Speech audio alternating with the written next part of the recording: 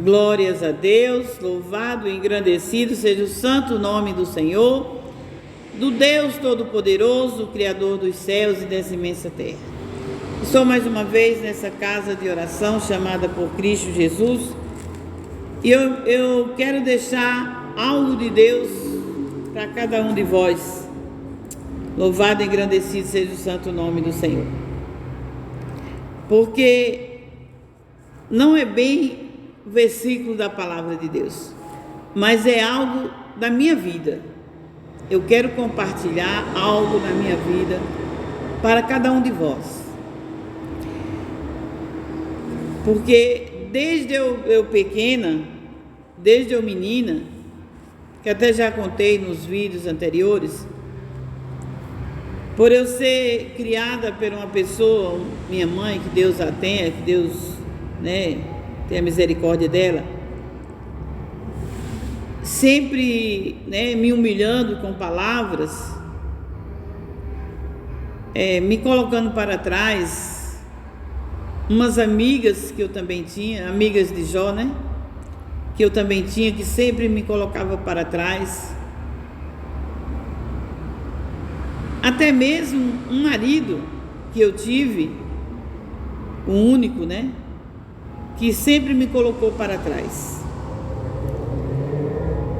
E eu vivi toda a minha vida querendo mostrar, desde menina, querendo mostrar que eu era. Eu sempre lutei com todas as forças do meu coração, da minha alma, que eu queria dizer: eu sou, eu vou, eu faço. E eu creio que é por isso que Deus entrou na minha vida e fez em mim morada. Porque Deus, Ele não se agrada de frouxo. Porque diz a palavra de Deus, quando Gedeão, ele ia ali contra aquele exército que vinha contra eles, levantou-se 32 mil para governar com ele, para guerrear com ele. E Deus mandou que ele falasse para esse pessoal: os frouxos, os covardes, voltem. Só foi isso.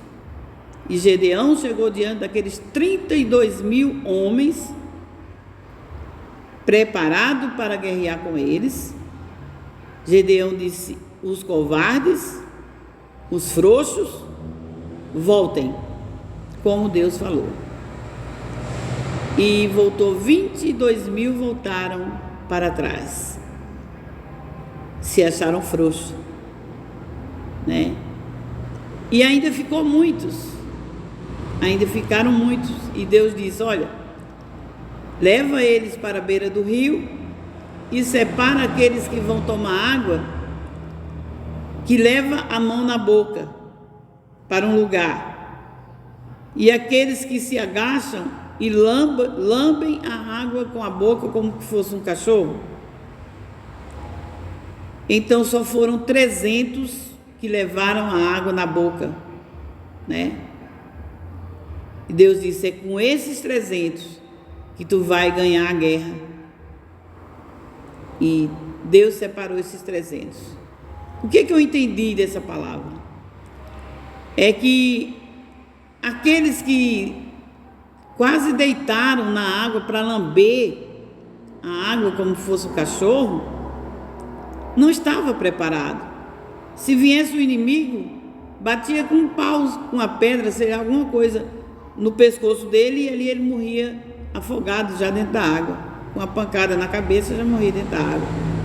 Mas aquele que levava a mão na água e levava a boca, estava ali, prestando atenção se vinha o inimigo, quando vinha e por onde vinha o inimigo. Eles estavam vigiando, atentos, tomando água, mas estava atento ao que estava acontecendo, aos acontecimentos. E eu, prestando atenção nessa mensagem, vi que nós temos que estar atentos a todo momento para as investidas de Satanás, sim, para as investidas dos espíritos malignos, espíritos das trevas, espíritos do mal. Temos que estar sempre atentos em nossa volta às pessoas que são dominadas, que são instigadas por esses espíritos, para que não venham assim nos derrotar. Porque tem pessoas que têm a passagem, não adianta quererem negar, porque tem pessoas que têm passagem espiritual, que lá nos centros, eles dizem que são médiuns. Então, eles têm passagem para o bem e para o mal. Eles têm passagem para o espírito bom e o espírito ruim, o espírito da luz e o espírito das trevas. Eles têm passagem, são chamados de médiuns. E nós, geralmente, chamamos profetas, né? Desde o início já tinha os profetas de Deus, que os espíritos iam até a Deus pedir para falar pela boca deles, e Deus dava permissão. Isso aí é verídico, está na Bíblia. E tem muitas pessoas que são enganadas por espíritos das trevas, achando que foi espírito de luz, achando que algo foi de Deus, e não é. Para isso nós temos que pedir a Deus o discernimento de espírito. Louvado e engrandecido seja o santo nome do Senhor, para que não viemos pecar contra o Espírito Santo de Deus. Porque se nós dissermos que o Espírito de Deus, o Espírito é santo, né? O Espírito da luz é espírito das trevas, é espírito de Satanás, nós estamos pecando contra o Espírito Santo. E Jesus mesmo disse que esse pecado não tem mais perdão. Nós temos que saber o que estamos fazendo. E desde então eu vivi uma vida assim, voltando ao início da conversa. Desde então eu vivi uma vida, toda a minha vida, querendo mostrar que eu sou, eu posso, eu tenho, eu vou, eu consigo.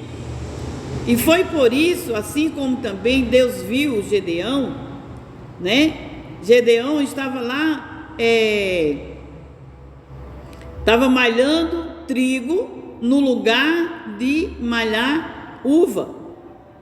Estava no lugar de esmagar uva, não trigo. Ele confundiu os inimigos, porque não era tempo de uva. Eles não iam lá no lagar, porque naquele tempo não era tempo de uva, era tempo de trigo. E os inimigos estavam contra o povo de Deus, tomando o trigo deles. E ali Gedeão teve uma estratégia, que eu sei que foi de Deus, e foi malhar no lugar das uvas, ele malhou o trigo. E Deus, vendo ele enganar aos inimigos, viu aquele entendimento, aquela sabedoria que ele teve, aquela coragem, aquela fé. Ele disse: não, estão destruindo o trigo, estão destruindo todo o nosso mantimento, meu e de toda a minha família, e de todos nós que plantamos. E ele ali se levantou, ele não ficou como os outros, sentado, morrendo, em cima, nem sei do que. Não, ele não ficou como os outros, choramingando, né? Na mesmice, com milindre. Ele não ficou murmurando, ele não ficou dizendo, ô vida, como tem aquele desenho, ô vida. Não. Ele simplesmente foi lá e foi colher o trigo, enganando os inimigos, e ali colheu o trigo. Deus viu naquele homem sabedoria, uma estratégia, não ficou parado, ainda que estava tudo parecendo que ia dar errado, né? Ele foi. E Deus viu tudo aquilo ali e deu 300 homens, e com 300 homens ele ganhou uma guerra. Com 300 homens ele pegou todos os despojos dos seus inimigos, e Deus ainda deu vitória. E Deus queria ainda que ele governasse sobre toda Israel na época. Mas ali ele desistiu. Mas enquanto ele foi, Deus deu vitória. E eu não conhecia a palavra de Deus. Desde a minha infância, da minha meninice, eu não conhecia a palavra de Deus. Mas eu queria conhecer a Deus. Desde criança que eu queria conhecer a Deus. Deus sabe disso. Eu não queria saber quem é esse santo que está na parede, esse santo que está nos altares, não. Eu disse para minha mãe, eu quero conhecer a Deus, eu quero ver Deus. Eu lembro como fosse hoje, desde meus 7 anos. E ali tanto que eu queria conhecer a Deus. E fui por caminhos errados, caminhos errantes, religiões essa, aquela, e nada de eu encontrar nem conhecer a Deus. Depois eu vim ver que só conhece Deus aquele que lê a sua palavra e confia. E Deus dá a vitória para aqueles que nele confiam. Deus nos galardoa para aqueles que nele confiam, que a ele busca. E eu mesmo, eu buscando a Deus da minha maneira, mas eu queria sempre mostrar, apresentar algo melhor. Se eu estava numa empresa, eu queria apresentar o meu melhor. Na minha casa, sempre eu quis fazer o meu melhor. Por quê? Porque eu tinha uma deficiência dentro de mim, que desde a minha infância já fui criada como que eu era feia, que eu era isso, eu era garapazeda, eu era um monte de coisa. Fui criada com muitos, não na escola, glórias a Deus, mas em casa e no meio das minhas amigas, né? Meus tios sempre diziam que gostava mesmo era da minha irmã mais velha, diziam na minha cara.